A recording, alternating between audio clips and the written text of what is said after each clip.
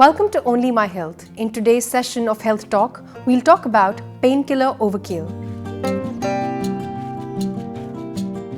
With the kind of lifestyle we have these days, the deadlines, the work pressure, the late nights and other unhealthy habits, more often than not we end up popping in painkillers without thinking much about the side effects or the collateral damage that they might have upon us. To talk about the ill effects of painkillers, we have with us today Dr. Waheed Zaman, Principal Consultant Urology and Renal Transplantation from Max Super Speciality Hospital, Shalimar Bagh. Welcome to Only My Health, Dr. Waheed. Thank you, Only My Health. We have always heard our elders say that we must not resort to painkillers and we must endure the pain for as long as we can. So, will it be fair to say that popping in painkillers is counterproductive and has way more ill effects than we can imagine?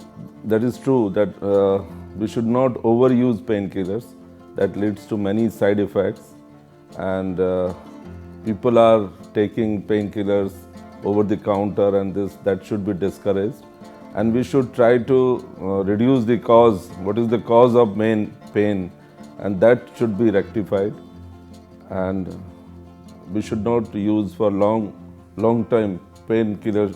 Use should be discouraged. How do painkillers work? Is it a cure or is it just a suppressant? It is sort of suppressant, we can say. We have to eliminate the cause, so pain will also reduce. And it works in three ways, like anti-inflammatory, as a analgesic, and antipyretic. Means if fever is there, that has. So every painkiller has got different mode of action. What are the long-term side effects of these painkillers, and what organs are at maximum risk for the people who end up using painkillers very frequently? It affects many organs. If you in short term, if you see, it starts with the stomach pain, stomach ulcer, and in then nausea, vomiting, that can occur. And in long term, it affects the liver, heart, and kidney. Affecting kidney is the biggest threat due to painkiller, and we should avoid long-term use of painkillers.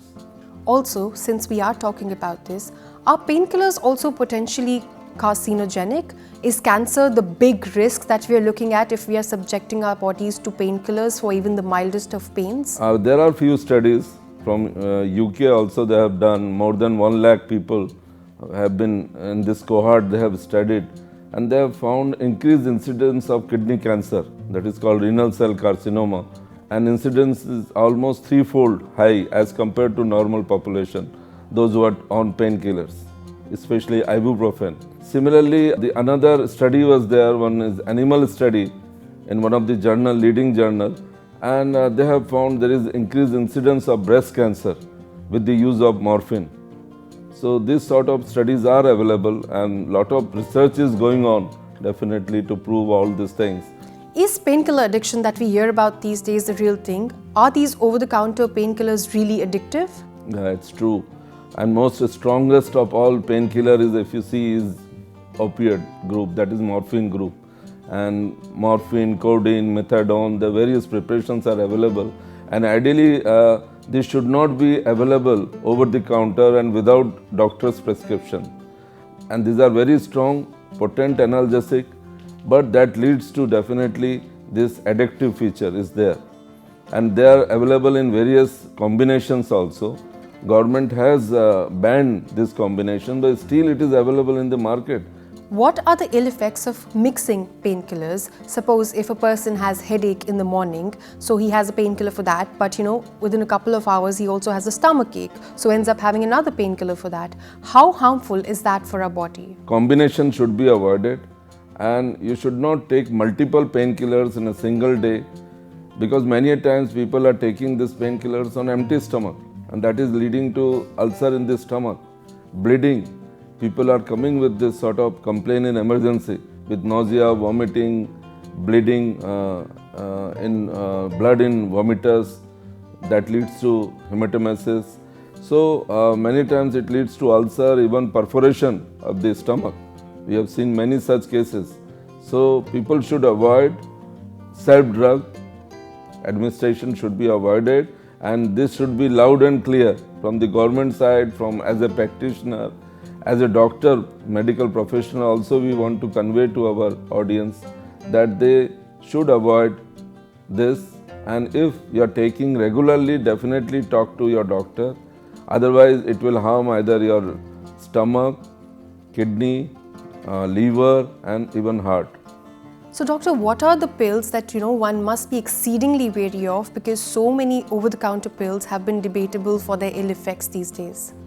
I was discussing about Ceridon and Vicks Plus and this codeine containing, caffeine containing, and phenacetin containing various painkillers are available in the market, and that should be banned. What is the safest painkiller one can resort to? Start with paracetamol. I will always say it is safest. It is not very good for those who are having liver problem, but it is definitely safe for kidney, stomach.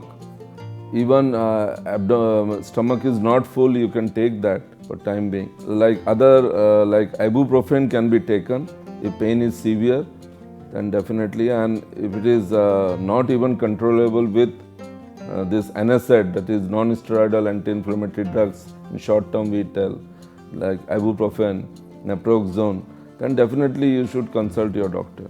Are there any particular precautions one can take if one is on prescribed painkillers? Yeah, definitely. Many people are on painkillers for years together, like those who are having joint pains, arthritis, our elderly people. So definitely take more water. Hydration should be proper. If any infection is there, that should be treated. So consultation of a doctor is needed, and then try to avoid the combination definitely, and take all precautions, measures, and regular checkup should be there of kidneys. That is the most important, like simple blood urea nitrogen, serum creatinine level, urine routine microscopy, ultrasound can tell us about few of the ill effects. What is the best alternative to painkillers? How can one deal with the pain without taking painkillers? There are many alternatives also available. Definitely we should not jump into taking these painkillers.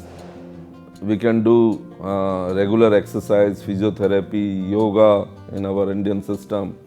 Acupuncture is also there, but that should be all from the authentic people. Thank you, Dr. Wahid Zaman, for talking to Only My Health and throwing light upon some key issues and the points that we must keep in mind before taking another painkiller. Thank you, Only My Health.